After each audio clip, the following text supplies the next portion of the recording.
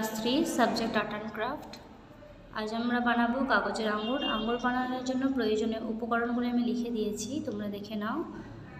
তোমাদের ক্লাসে আমি যেভাবে পেপার কাটা শিখেছি ওইভাবে কাটবে।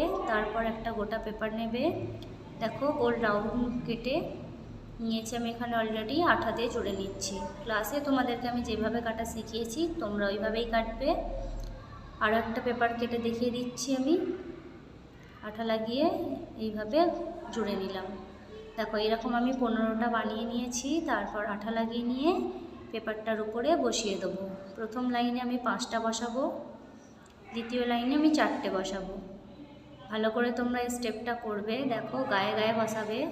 প্রথমে 5টা বসালাম, তারপর 4টে, তারপর 3টে, তারপর 2টো, তারপর 1টা। তারপর আমি একটা ব্রাউন স্কেচ পেন নিয়ে আঙুরের এটা এঁকে নিচ্ছি। দেখো তোমরা পাতা আঁকছি, তোমরা ভালো করে স্টেপগুলো ফলো করবে, খুবই সহজ। আশা করি তোমরা সকলেই পারবে। দেখো আঙুরটা আঁকা হয়ে গেল, আঙুরটা রেডি। গ্রিন স্কেচ পেন দিয়ে আমি পাতাটা এঁকে নিচ্ছি, দেখো ভালো করে।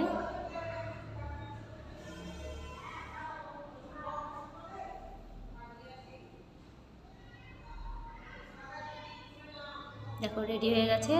তোমরা সকলেই পারবে, খুবই সহজ। বাড়িতে তোমরা সকলে অভ্যাস করবে।